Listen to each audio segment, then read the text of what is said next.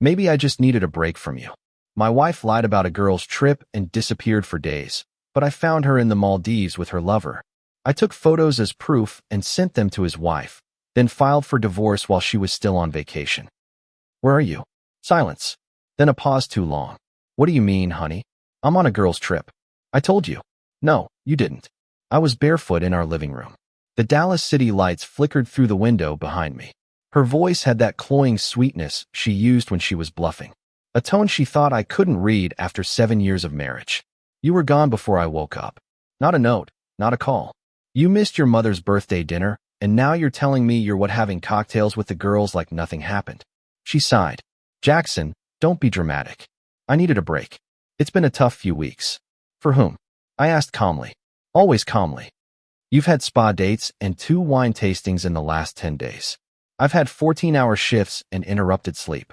Who needed the break again? I could hear the hesitation in her breath, and when she finally spoke, her voice sounded sharp. Maybe I needed a break from you. Have you ever thought of that? I let the words hang in the air, heavy as a thundercloud. Then I asked, where are you, Laura?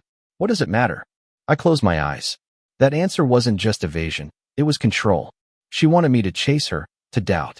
I'm asking because your sister called me in tears this morning. She thought you had an accident. I was about to call the police. Oh my God, Laura muttered. This is insane. I'm fine. I'm with Daniele and Brittany. We're just unwinding. You're not with them. Silence again. Just the hum of the distance. I pressed on. I called Daniele. She's in Austin with her fiancé. Brittany's been posting pictures from her apartment all weekend. Want to try again? The line went quiet for a beat too long. Then she laughed. A short, brittle laugh.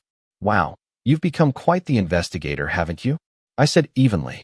Just a husband trying to understand why his wife is lying to his face. You're twisting everything, she snapped. You always do this when you feel like you're losing control. You start accusing, picking apart every word like I'm a case file. Maybe I didn't tell you because I knew you'd blow it out of proportion. Then tell me now, I said, slowly moving closer to the fireplace, where our anniversary picture still sat in a silver frame. Tell me, where are you? Who are you with? Give me the names. Let me hear them. The silence on the other end of the line thickened. You're not doing this, she said, her voice lower now. You're not going to interrogate me like I'm on trial. I'm not. I'm just asking for the truth. Remember what that sounds like. That hurt her. I heard it in her breath. Jackson, are you being cruel? Cruel, I repeated with a quiet smile. No, Laura. Cruel is disappearing and pretending it's nothing. Cruel is letting your husband worry that you're dead while you're off hiding something. I'm not hiding anything, she yelled. Then her tone broke. I needed space. Space has a return time, I said softly. Not silence. I let a pause stretch before I finished. I'll ask you one more time. Where are you? She didn't answer. Instead, I heard her hang up. No goodbye, no explanation, just the cold, hollow tone of disconnection. The next morning, I was in the car before the sun burned the edge of the horizon. I didn't need GPS to find her house. Natalie Reed lived just 20 minutes north, in a neat 2-story that looked like it was pulled from a magazine. Wreath on the door, yoga mat drying on the porch railing, little ceramic pumpkins still hanging on past the fall. I parked a few houses down, turned off the engine, and just sat for a minute. I wasn't angry. No, this wasn't really about anger. It was about data. Laura had told me a lie, and if Natalie was a part of it, even unwittingly, she'd have the missing piece. I rang the doorbell twice. A few seconds passed, then a whisper behind the curtain. I caught a brief flicker of hesitation before the door opened. Natalie appeared in a pink sweatshirt and a messy bun, mug in hand. Her face lit up with a familiar smile until her eyes registered something in mine. Then, the smile dimmed slightly. Jackson, I said in the morning, letting the warmth slide into my voice. I didn't mean to stop by so early, just passing through, and thought I'd say hi. She stepped aside. Wow. Yeah. Come in. Want some coffee? Already had some. I stepped inside, scanning the house like a detective without a badge. I don't know if Laura mentioned it. She said she was with you this weekend. Natalie froze mid-closing the door. There it was, the flicker. Oh, yeah, she said too quickly. Sure, the girls' trip with Daniele and Brittany too. I asked casually, as if I weren't paying much attention to the tremble in her coffee cup. Her brow furrowed slightly. She said you were all going together, that it was a couple's thing. The Maldives, right? I let the silence do the heavy lifting. Natalie realized too late what she had said.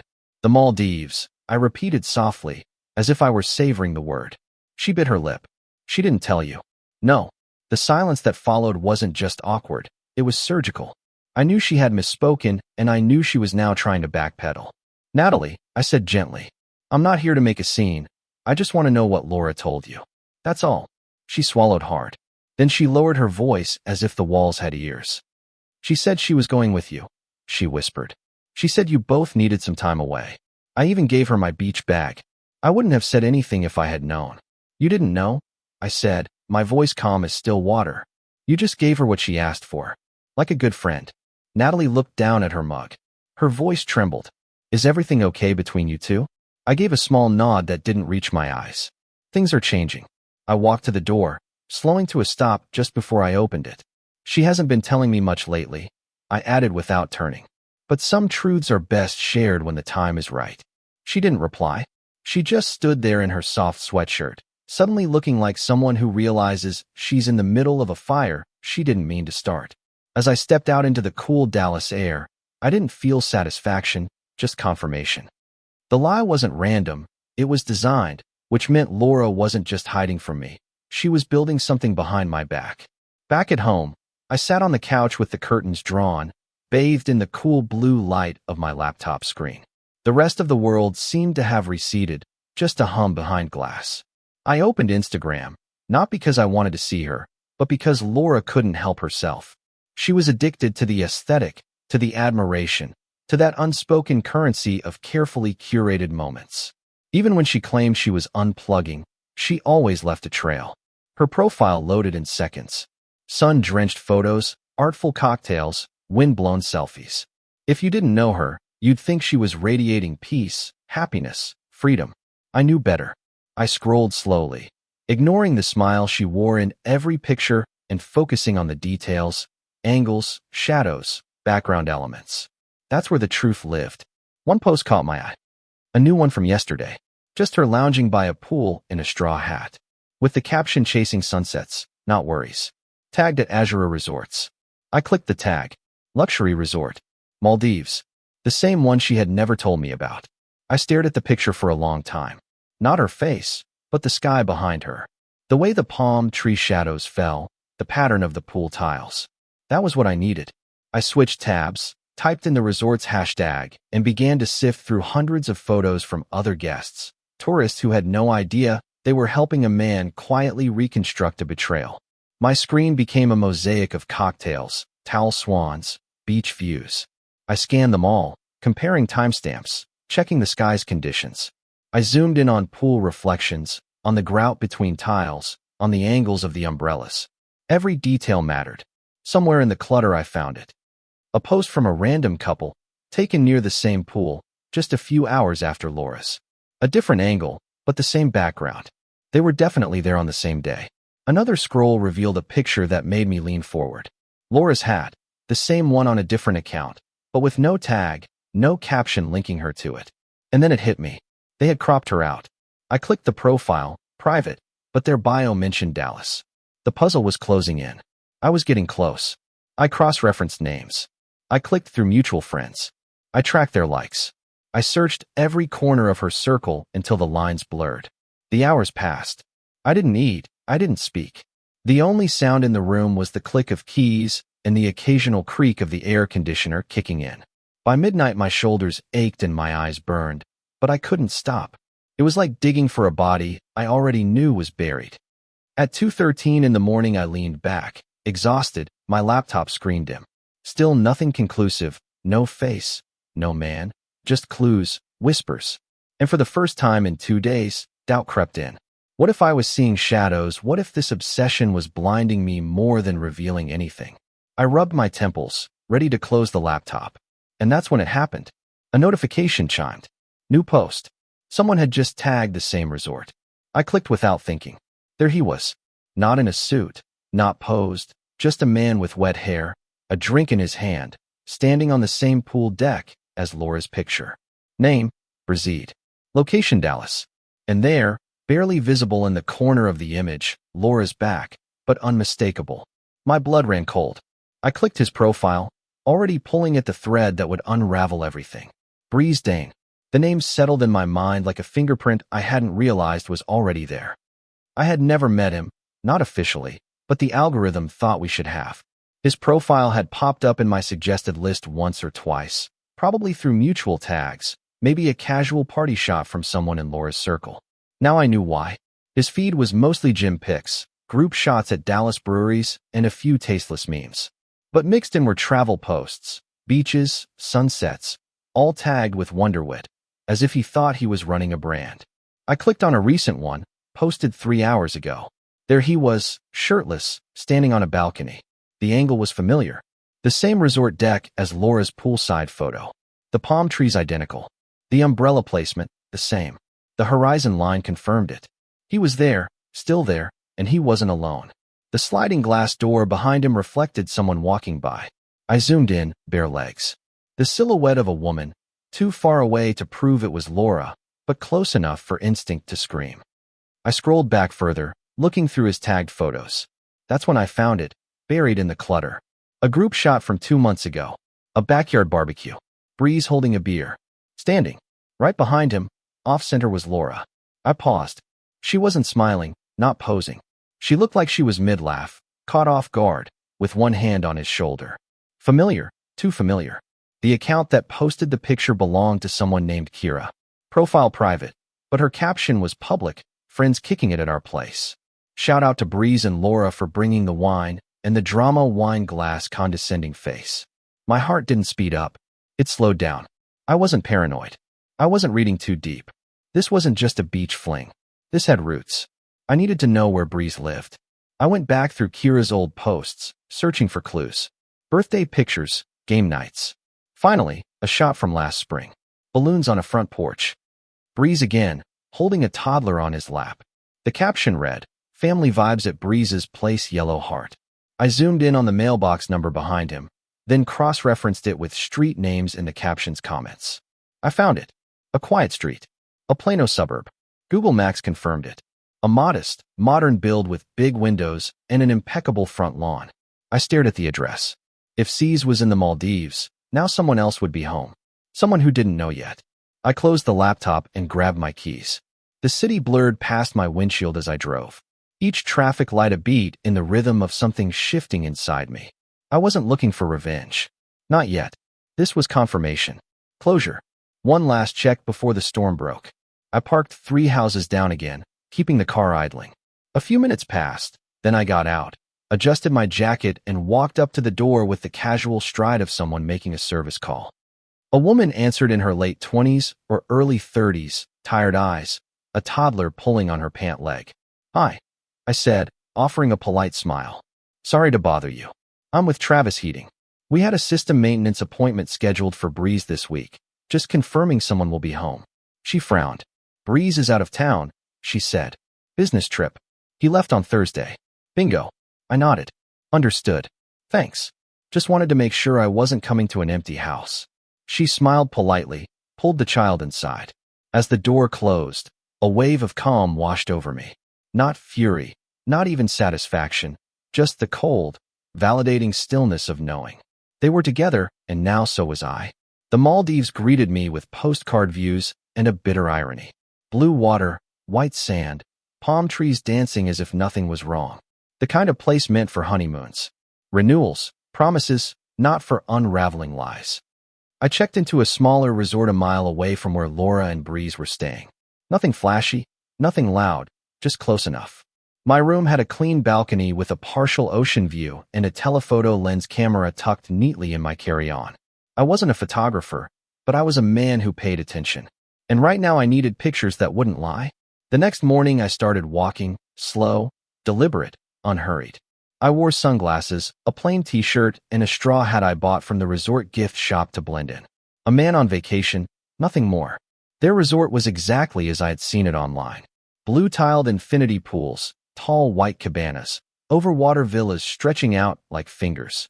I found a good vantage point behind a row of palm trees near the private beach path. I sat on a lounge chair, pretended to read, and waited. They came out just before noon. Laura was wearing the same straw hat. Her laugh carried over the water like wind chimes, soft, familiar, but so distant from the version I knew. Breeze followed a few steps behind, his shirt open, sunglasses perched arrogantly, as if he owned the view. She turned and touched his chest casually, as if she had done it 100 times before. My hand remained still, resting on the camera in my bag. Wait, let it unfold. She leaned into him. He kissed her shoulder. I raised the camera slowly, steadily framing the shot. Click. They took a selfie together. She kissed his cheek. He snapped another picture. He wrapped an arm around her waist as if he had earned it. Click. Each picture felt like a pin on a map, drawing lines between suspicion and certainty. They walked to the water's edge, dipping their toes in, laughing about nothing. At one point, she turned to him and whispered something in his ear. He smiled, pulled her in. They kissed. Click. I zoomed in, framed it tight, captured every dishonest pixel. She looked so free, so different from the woman who once asked me if I liked blueberry or banana pancakes better. As if that question meant anything, as if we were building something real. But this was something else, something crafted, staged, made for moments, not meaning. By the time the sun started to shift, I had over 40 images saved, each one sharper than the last. That night, back in my room, I transferred the best shots to my laptop. I selected 4. Laura laughing in his arms. Laura kissing him. Breeze holding her hand. Her straw hat lying on the sand behind them as if she had no intention of picking it up. Then I opened my email for the divorce lawyer. Subject: attached documentation for the file.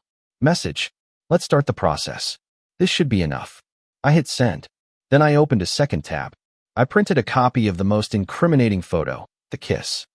I slid it into a plain envelope along with a note I had written on the resort's stationery. I'm sorry, but this will help you in the trial. No name, no signature, just the truth. On the front, I carefully wrote for Breeze's wife. Private.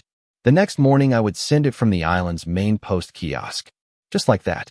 Evidence on its way to the person who deserved it most.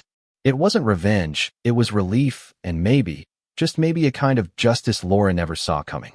I waited until nightfall, not just for the timing, but for the effect. Darkness has a way of stripping illusions down to the bone. I sat on the balcony of my rented room, the ocean whispering somewhere beyond the palms. The envelope was already in the resort's outgoing mail slot. There was no going back. Now it was Laura's turn. I swiped through my phone's contacts, my thumb hovering over her name. It sat there like a relic.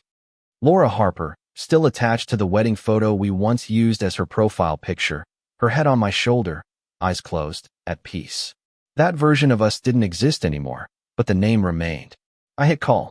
It rang twice before she answered, her voice bright and breezy. Hey, babe, she said, drawing out the word just enough to sound innocent. Finally decided to stop ignoring me. Huh. I didn't reply right away. The pause was intentional. Let her feel it. Then I said softly, how's the girls' trip? Silence. Even the waves seemed to stop. I pictured her sitting on the balcony of that resort, a drink in her hand, her body frozen. Oh, it's been good, she said too quickly. You know, relaxing, shopping, spa stuff. Brittany got a little sunburned, but good. I cut her off, letting the warmth drain from my voice. Just making sure you and Briss are enjoying the ocean. Her inhale was so sharp I could almost hear her lungs fold. What did you say? I didn't repeat it. I didn't need to. Instead, I let the silence between us stretch like a tight wire. She scrambled. Jackson, I don't know what you think you know, but this is crazy. Are you being paranoid again? Am I asked, still calm. You're obviously upset. Look, I'll come home early. Okay, let's just talk face to face. Nothing is going on. That word, nothing, had lost all meaning. I'm not upset, Laura, I said evenly. Upset is emotional. I'm just awake. She didn't respond, so I pushed a little further. You lied to your friends, you lied to your sister, you lied to me, and now you're lying to yourself. Her voice broke, then just a little. This doesn't have to be bad. We can talk, work things out. I'll be on the next flight. Take your time, I said, getting up now, walking slowly to the sliding glass door. No need to rush. Just don't bother packing anything. She gasped. What does that mean? But I had already said what needed to be said. I'll see you when you land. Then I ended the call. No explosion, no shouting, just silence. Because sometimes silence is the sharpest blade. Inside, I put my phone down and poured a glass of water. Hands steady, my mind clearer than it had been in days. Somewhere on that island, she was now spiraling. And for the first time, it wasn't me trying to hold the center, it was me watching her lose it. Laura's panic came in waves. Digital, desperate, relentless. By sunrise, my phone had exploded with notifications. 23 missed calls, 37 text messages, a series of voice notes that started with pleading and ended with trembling. Jackson, please. It's not what you think. I made a mistake. Okay, I'll explain everything. Where are you? Please talk to me. I'm scared. I didn't answer any of them. I wasn't angry anymore. That emotion had burned itself out somewhere over the ocean, leaving behind something cleaner, focused, almost surgical. I knew she'd be on a plane by morning. Her instinct would be to fix the narrative before it completely collapsed, but it was too late for that. The moment she lied about being with the girls, her story had written itself. I turned off my phone and slipped it into my pocket. I had one last stop before I flew home. Breeze. Finding him wasn't hard. The man was a creature of habit. Every morning, he went for a run along the narrow path behind the resort villas, where the maintenance trucks parked and the tourists never ventured. I waited there, just after sunrise, leaning against a palm tree. The tropical air thick with salt and humidity. I didn't plan to make a scene. I just wanted him to see me, to understand that whatever fantasy they had built was already over. A rhythmic, confident footfall came closer. Then he appeared, headphones in, sweat glistening on his forehead. He slowed down when he saw me. Recognition flickered in his eyes. A quick flash of panic. Then the arrogance returned like a mask. You lost, dude? I shook my head slowly. I don't think so. I'm exactly where I need to be. He smirked. Let me guess. The husband. His tone was casual, but his jaw was tight. She said you were. What was it? Separated. I guess she forgot to mention you're the detective type. I stood still, my hands in my pockets. The funny thing about lies is they tend to multiply when you water them. He scoffed, took a step closer. Look, you've had your drama. She's already a wreck. You should probably. I cut him off. My voice quiet, almost gentle. You should check your mailbox tomorrow. He frowned. What? The pictures, I said evenly. They're already on their way. That broke his composure. He lunged fast, but clumsy, anger clouding precision. I stepped aside, caught his arm, and threw a clean, dry punch to his jaw. The sound was dull and final. The kind that brings no satisfaction, only conclusion. He staggered, holding his face. You think this makes you a man? He spat, his voice muffled with pain. No, I said. It allows me to call this settled. He laughed bitterly. She's going to come crawling back to you. You know they always do. Maybe, I said, turning to walk away. But when she does, the door will already be locked. I left him there, breathing hard, pride shattered, jaw swelling in the Maldives sun. As I walked back down the narrow path, I passed a pair of resort employees. They didn't look at me twice, just another tourist heading to breakfast. No one would remember me, and that's exactly how I wanted it. Back in my room, I washed my hands. No tremors, no guilt. I looked in the mirror, same eyes, same face, but something in the posture was different. Now, straighter, more still. I packed my bag neatly, double-checked the camera's memory card, and zipped it all up with a quiet finality. My flight home left in 3 hours. Laura's was already in the air. By the time her plane touched down in Dallas, she would find a husband who no longer needed to yell, to question, or to plead. Just a man who had already moved past her version of the truth. When I walked into the house, it was too quiet. That kind of suffocating silence that only follows guilt. Laura was already sitting on the couch, her back straight as if she had been rehearsing this moment for hours. A mug of steaming tea rested in her hands. Untouched chamomile, judging from the scent. She always made chamomile when she didn't know what else to do. Her eyes met mine the second I closed the door behind me. She tried to smile, but the smile faltered halfway and became something closer to a plea. You're home, she said softly, as if the words could anchor me. I didn't know when your flight was. You made tea, I said, gesturing to the mug. She stood up too quickly, nervous. I thought it might help. I mean, with the jet Lego, I don't know. I wanted to do something. She looked thinner, paler.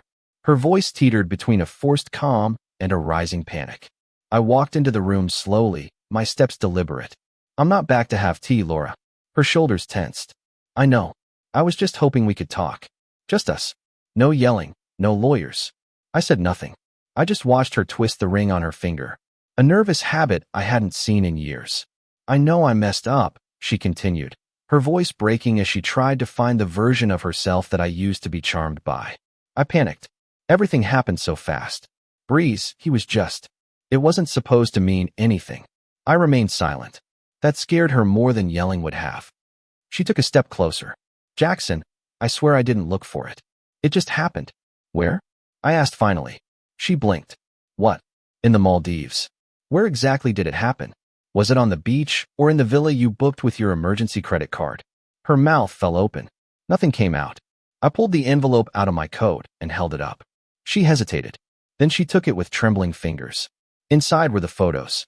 Laura laughing, Breeze's hand around her waist, his lips pressed to hers. She looked at them for a long, long time, as if the pause could make it all disappear. When she finally looked up, her face had gone pale. Jackson, she whispered. I didn't know anyone saw us. I shook my head. That's the part you're worried about.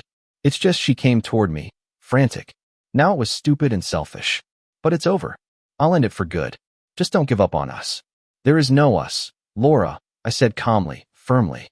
There's just the version you wanted me to believe in while you were building another one behind my back. She dropped the envelope. So that's it. You're just leaving. No, I said. I left the moment you lied about the girl's trip. Everything since then has just been the cleanup. She crumbled. Then she really crumbled. Tears welled up. Her hands trembled. I know I hurt you, but we've built a life. We have memories, traditions. We're not just disposable.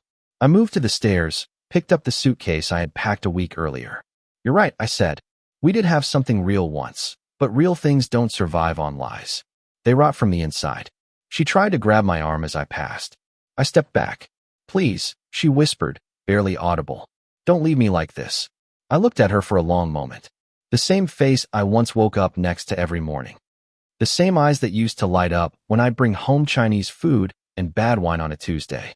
Now they just looked empty. I walked to the front door and stopped with my hand on the knob.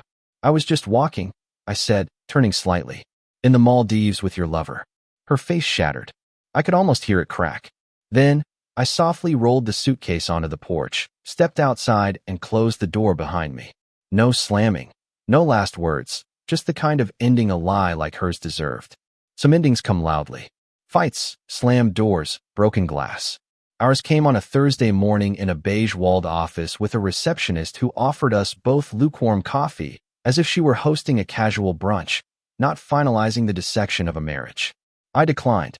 Laura took a cup and just held it in her hands, as if maybe the warmth could keep her together. The lawyer sat between us. The third witness to a story we had both stopped writing months ago. He clicked his pen. He laid out the final papers with a practiced efficiency that made me wonder how many broken people had passed through that office trying to sign their way out of regret. Laura looked nothing like the woman I knew 10 years ago. The sparkle was gone, not dimmed, but stripped, no makeup, hair pulled back in a low bun. She wore a pale blue blouse and the same gold bracelet I gave her on our second anniversary. Like a forgotten relic she hadn't had the heart to leave behind. She met my eyes once before dropping them again. I've reviewed the terms, the lawyer said gently. We've addressed the division of assets without opposition from either party, no children, no alimony. This should be straightforward. She nodded silently.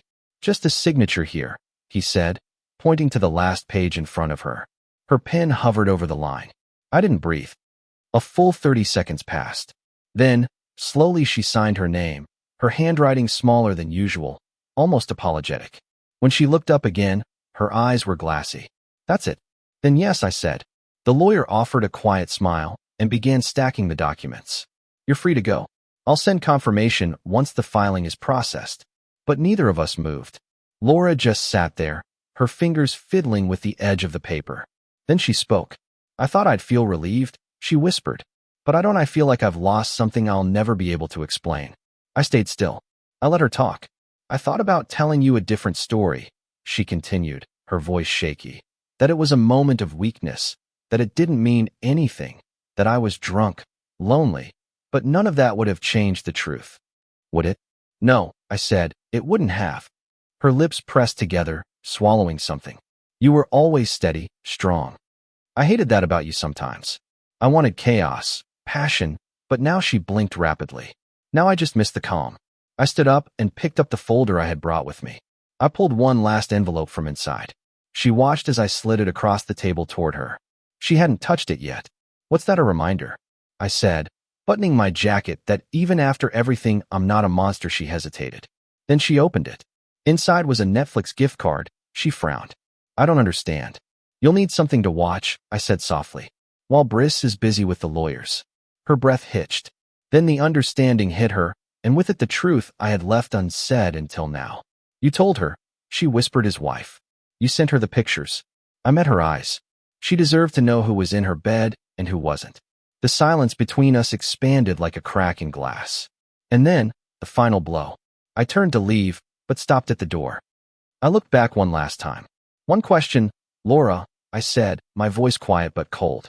How does it feel to destroy someone else's family just to escape your own? She didn't answer. She couldn't. Her mouth opened, but whatever excuse she reached for dissolved before it left her throat. Tears welled up, but this time they weren't the tears of guilt. They were the tears of someone who finally understood the weight of what she had done. I gave a small nod, not of affection, just acknowledgement.